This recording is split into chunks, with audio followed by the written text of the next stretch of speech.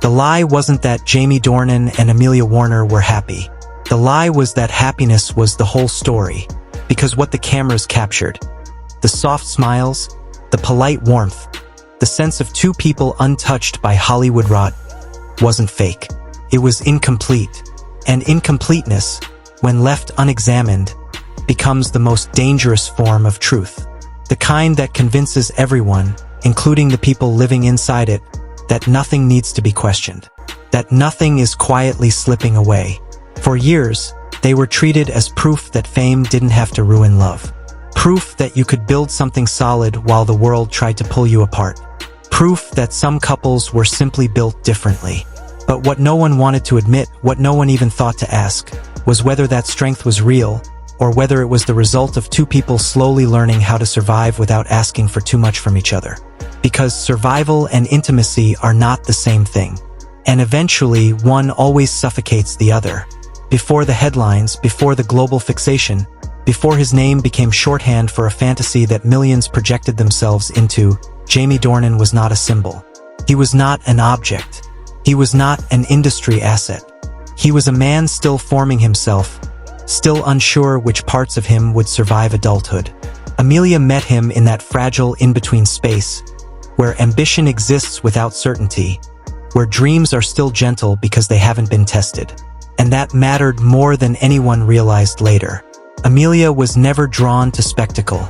She didn't orbit power or chase attention.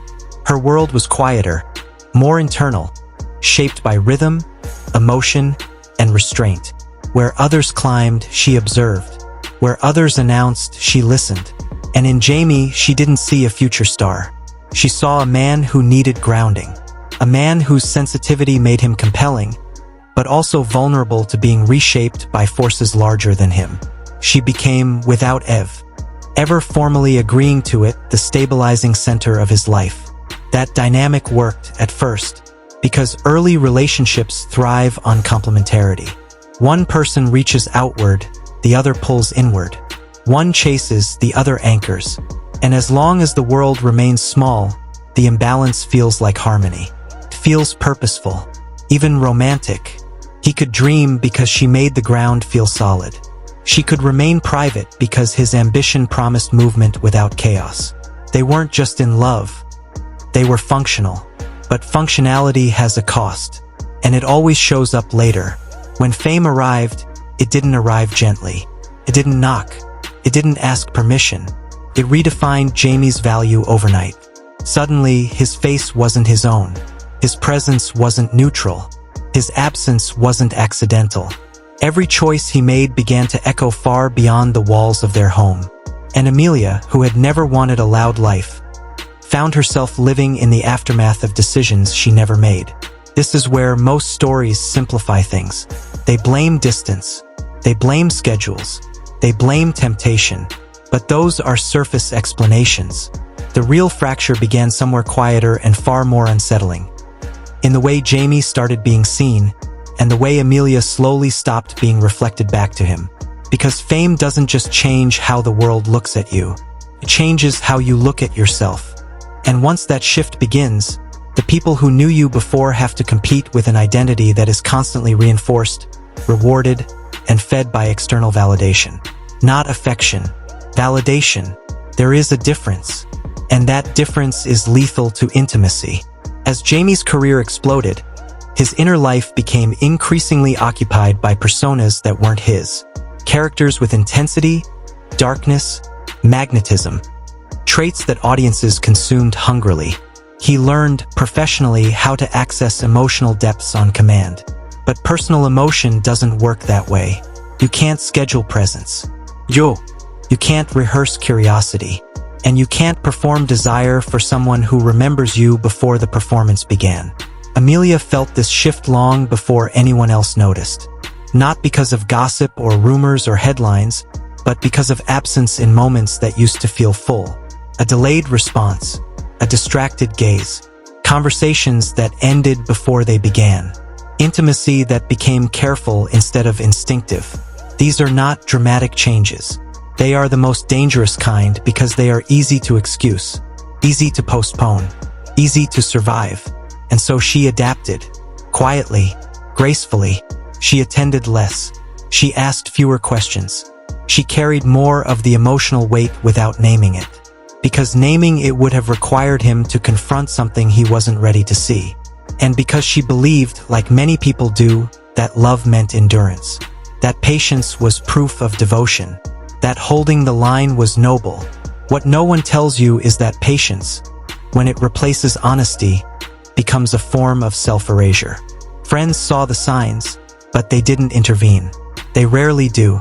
From the outside, nothing was wrong enough to justify alarm. The children were loved. The home was stable. The public image was intact. And in a culture obsessed with catastrophe, quiet deterioration barely registers, especially when it wears such a convincing smile. Jamie, for his part, wasn't malicious. He wasn't cruel. He wasn't chasing an escape. He was doing what the world rewarded him for doing. Showing up, delivering, transforming. Every time he stepped into a new role, he was praised for depth, for intensity, for emotional risk. But that praise came with a subtle trade-off. The more he gave away on screen, the less he seemed to bring home. This wasn't betrayal in the traditional sense. It was something more elusive and far harder to fight. Emotional depletion disguised as success. A man becoming excellent at connecting everywhere except where it mattered most. And Amelia noticed. She noticed because she had built her life around emotional attunement. She could feel the difference between presence and proximity. She could hear when love stopped responding. She could sense when effort replaced desire. And over time, she began to understand something devastating. She was married to a man the world was shaping faster than she could recognize him. Still, she didn't panic. She didn't confront. She didn't demand. Instead, she waited. Because waiting felt safer than risking the truth. Waiting preserved the illusion. Waiting kept the family intact. And as long as the illusion held, everyone could pretend that nothing fundamental was being lost. But illusions require constant maintenance. And eventually, someone gets tired of doing all the work. The moment that broke them didn't arrive as a fight. It arrived as a sentence. A sentence so simple it couldn't be argued with. You don't look at me the way you used to. That wasn't an accusation. It wasn't an ultimatum. It was an observation. And observations are dangerous because they demand reflection, not defense. Jamie had no answer. Not because he didn't care, but because the truth was too complicated to say out loud. How do you explain that you haven't stopped loving someone, but you've stopped recognizing yourself inside the relationship? How do you admit that the person you are becoming doesn't fit the life you built when you were someone else? Silence filled the space where reassurance should have lived. And in that silence, Amelia heard what she had been trying not to hear for years. From that point on, everything became performance. Not deceitful performance, protective performance. Smiles designed to avoid questions. Appearances designed to maintain stability. Rituals repeated out of loyalty rather than desire. This is the stage most relationships don't survive, because it requires both people to pretend that pretending is enough. What makes this story uncomfortable is not that it ended. It's that it didn't end sooner. That two intelligent, emotionally aware people slowly agreed, without ever saying it, that keeping the structure intact mattered more than confronting the cost of doing so. Power dynamics shifted. Needs went unspoken. Identity drifted. And by the time anyone was ready to name it, the distance was no longer crossable. But here's the part the public never saw and rarely considers. This wasn't just about a marriage failing under fame. It was about a woman realizing that love, when it becomes memory instead of experience, is no longer a place you can live. And it was about a man discovering too late that being desired by millions does not prepare you to be needed by one. The truth Amelia was carrying wasn't scandalous. It wasn't explosive. It was quieter, heavier, and far more final. And when it finally surfaced, it didn't do so as accusation, but as clarity. A clarity that would force both of them to confront the cost of becoming someone new without bringing the people you love with you. Because the real break didn't happen when she left. It happened when she understood that staying would require her to disappear. By the time most people noticed something was wrong, it had already been wrong for years. That's the uncomfortable truth no one likes to sit with. Breakups don't usually happen at the moment of separation. They happen quietly, invisibly, long before the bags are packed or the statements are released. They happen when one person realizes they are working harder to preserve the image of the relationship than to live inside it. And for Amelia Warner, that realization didn't arrive as heartbreak. It arrived as exhaustion. There is a particular kind of tiredness that doesn't come from conflict, but from restraint. From constantly choosing the softer word, the delayed reaction, the swallowed feeling. From sensing that if you speak too honestly, you won't be met, you'll be managed. Amelia had spent years perfecting the art of emotional containment, not because she lacked depth, but because depth had stopped being safe. Every time she reached for Jamie, she felt the same thing. Not rejection, but absence. And absence, when it repeats, rewires how you love.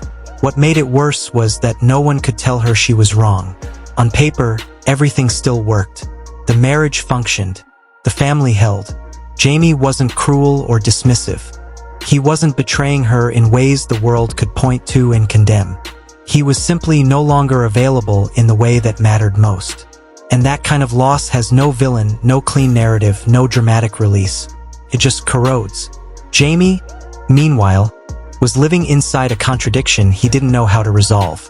The more successful he became, the more fragmented he felt.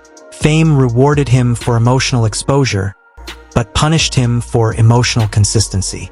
Every role demanded vulnerability on command, intimacy without consequence, connection without continuity. Over time, those demands don't just stay on set.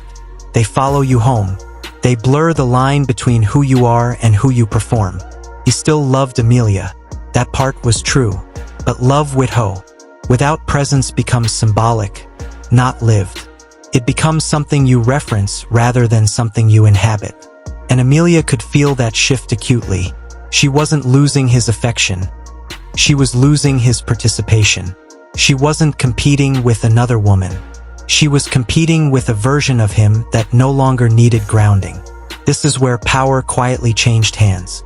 At the beginning of their relationship, Amelia's steadiness gave her influence.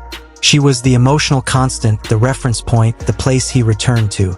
But as Jamie's world expanded, that influence eroded. His validation came from elsewhere now, producers, audiences, global attention. Not because he chose it over her consciously, but because it arrived louder, faster, and without the vulnerability intimacy requires. Amelia noticed herself becoming smaller in response. Not weaker, smaller. More accommodating. Less demanding. She adjusted her needs to fit the space he had left available. And this is the moment many people mistake for maturity. They call it understanding. They call it unconditional love. But in truth, it's often the early stage of emotional self-abandonment. She stopped asking certain questions because she already knew the answers would be vague. She stopped expressing disappointment because it made him retreat further. She learned how to maintain peace at the cost of authenticity. And peace, when it's built on silence, is just another form of loneliness. The night everything crystallized wasn't explosive. There were no raised voices, no accusations. Just two people sitting across from each other, aware that the distance between them could no longer be explained away. When Amelia said, "You don't look at me the way you used to," she wasn't asking him to change. She was asking him to notice. And his inability to respond told her everything she needed to know. Because if someone can't meet you in your clarity, they won't meet you in your pain either. Jamie didn't deny. He didn't argue. He simply didn't know how to reach for something he could no longer locate within himself. And that was the moment Amelia understood the real problem. This wasn't about effort. It wasn't about time apart. It wasn't about external pressure. It was about identity. The man she loved had evolved into someone who could no longer return to the emotional language they once shared. From then on, every interaction felt scripted. Not dishonest, careful. They performed stability because disruption felt dangerous, especially with children involved. They smiled because the alternative was confronting a truth neither of them was ready to act on yet. And to the outside world, that performance looked convincing. That's why no one believed the end was coming. But inside the relationship, the cost was mounting. Amelia began to feel something that scared her more than anger. Detachment. Not indifference, but emotional withdrawal as self-preservation. She stopped imagining a future that required him to change. She stopped hoping, and hope, once gone, rarely returns. Jamie sensed this shift but didn't understand it. He felt her slipping away but interpreted it as calm, not resignation. This is a common mistake. When someone stops fighting for closeness, it can look like acceptance. But often, it's grief finishing its work. The confrontation that followed wasn't dramatic. It was devastating precisely because of its restraint. When Amelia asked if he still loved her, she wasn't fishing for reassurance. She was testing reality. And his answer, honest, uncertain, fractured, collapsed the last structure holding them together. "I love you for what we were." That sentence didn't end the marriage. It named its reality, because love that exists only in the past cannot sustain a present. When Amelia left, it wasn't impulsive. It was deliberate, calm, final in a way that scared Jamie more than rage ever could have. She wasn't leaving to punish him. She was leaving because staying would require her to continue shrinking, and she had reached the limit of what she was willing to lose. Jamie didn't follow her, not because he didn't care, but because something inside him knew that chasing her wouldn't restore what had been lost. You can't promise presence when you don't know how to access it anymore. And standing at that window, watching her disappear into the dark, he felt the full weight of what silence had done.